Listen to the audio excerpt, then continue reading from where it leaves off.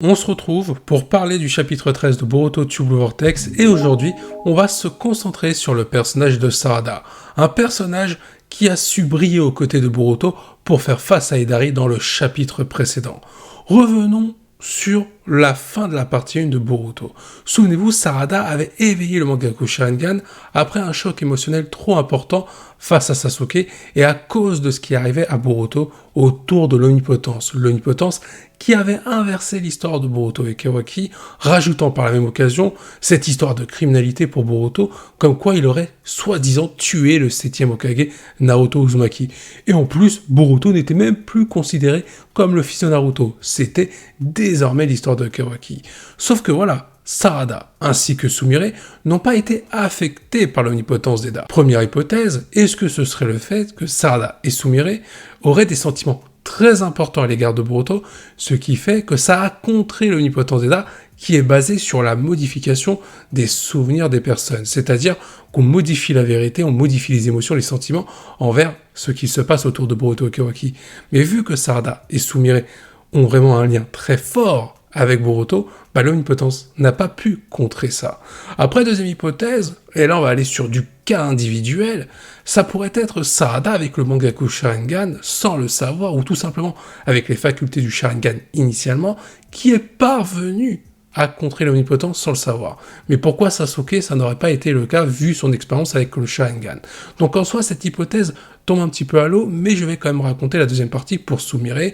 Sumire, ce serait avec le nuée, en rapport avec cette créature qui aurait peut-être pu contrer l'omnipotence. Toutes les expériences qu'a subi Sumire dans la partie 1 de Boruto, dans la version animée de ce qu'on a vu, ça pourrait être la réponse sur le fait de pourquoi il n'est pas affecté par l'omnipotence. On peut faire une autre hypothèse un peu plus globale pour Sarada Sumire, ce serait que tout simplement, vu que Boruto est un Otsutsuki par rapport à son ADN et par rapport surtout avec Momoshiki, Sarada et Sumire, en ayant des sentiments envers quelqu'un qui est un Otsutsuki, fait que l'omnipotence n'a pas pu les affecter. Souvenez-vous, les capacités d'Eda ne peuvent pas marcher sur un membre de sa famille ou sur un Otsutsuki.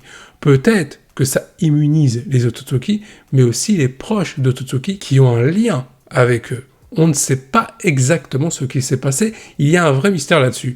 Mais concentrons-nous plus en détail sur Sarada.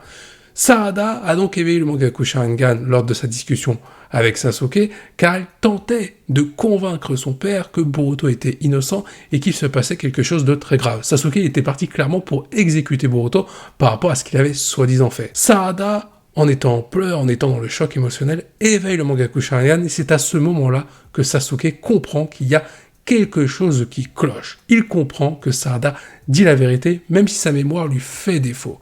Sasuke va donc faire confiance à Sarada pour sauver Boruto.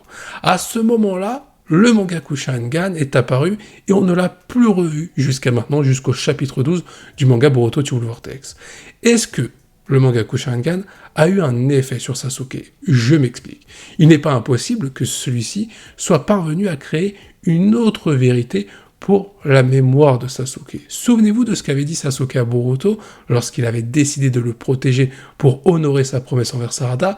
Il a dit qu'il faisait confiance à Sarada et non pas à sa mémoire, que tout était un petit peu flou et que l'histoire qu'il avait dans sa mémoire c'était celle avec Kawaki et non plus avec Boruto. Il n'est pas impossible que le Mangaku Sharingan de Sarada soit parvenu à créer des émotions assez fortes pour pouvoir les implanter dans la mémoire de Sasuke.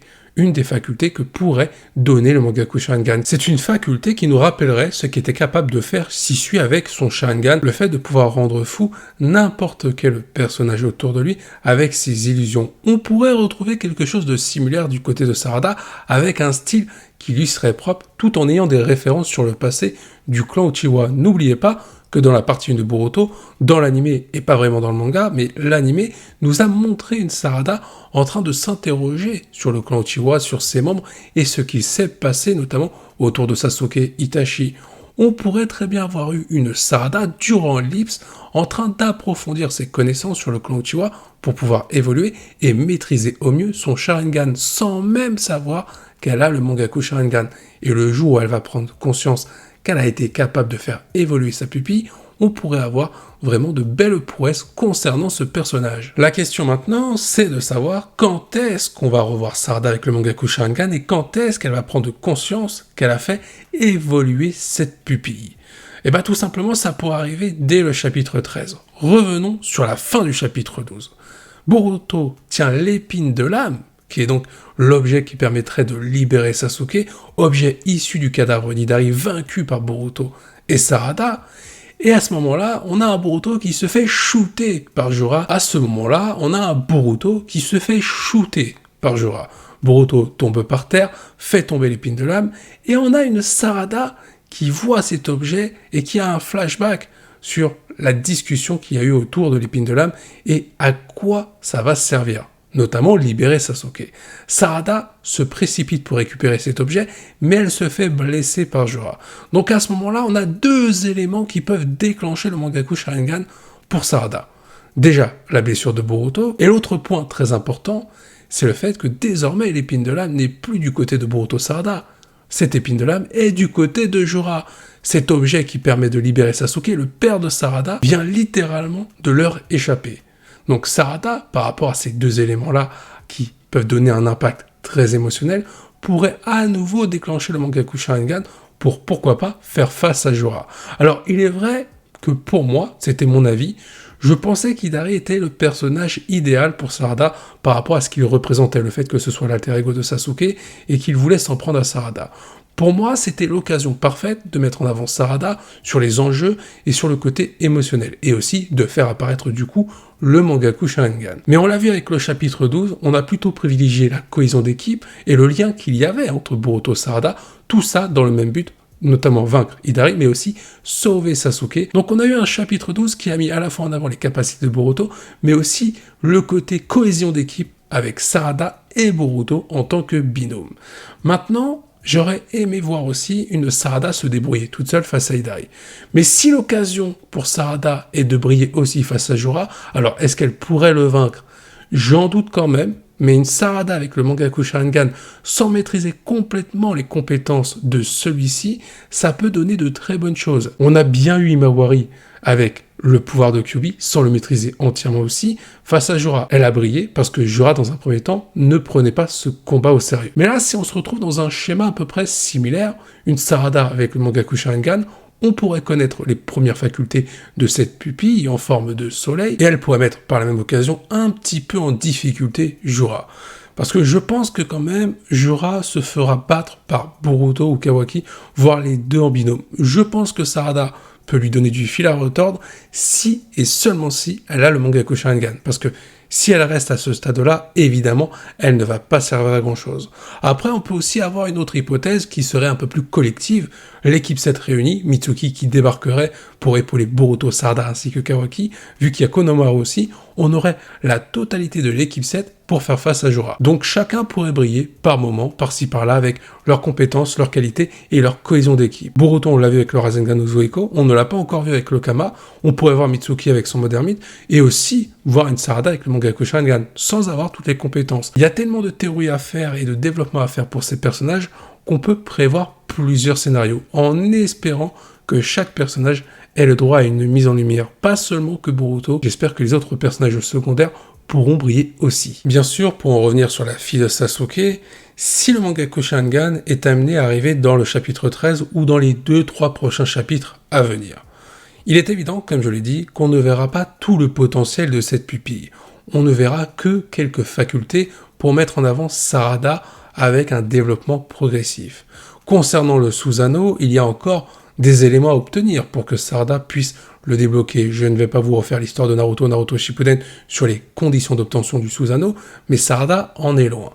Mais c'est évident qu'avant la fin du manga Boruto dans sa globalité, la fin de cette œuvre, Sarada aura à un moment donné son prime de puissance avec le Mangaku Sharingan, des facultés qu'on a connues auparavant, de nouvelles facultés, et forcément, quand Sarada tombera face à une menace redoutable et que son Mangaku Sharingan ne lui sert plus à grand chose, on ira sur un stade supérieur avec l'arrivée de son Susanoo, lié à ses caractéristiques, lié à ses origines en tant que Uchiwa. On aura clairement un Susanoo qui se distinguera de ceux qu'on a vus auparavant, que ce soit du côté de Sasuke, Itachi, Shisui. Sarada aura le droit à ses propres facultés. Il n'est pas impossible, tout comme le Mangaku Sharingan, qu'on ait le droit aussi à des facultés qu'on ait déjà connues auparavant, peut-être avec des modifications pour les attribuer à Sarada. Pourquoi pas? Mais ça n'arrivera pas directement dès les prochains chapitres. Là, dans un premier temps, ça va vraiment se concentrer sur l'éveil du Mangaku Sharingan et de comment Sarada va s'en apercevoir. Bien sûr, là, on parle du potentiel de Sarada, on ne parle pas de sa puissance actuelle. Vous l'aurez compris, Sarada va devenir une shinobi très puissante. Mais à l'heure actuelle, attention, il ne faut pas la décrédibiliser non plus.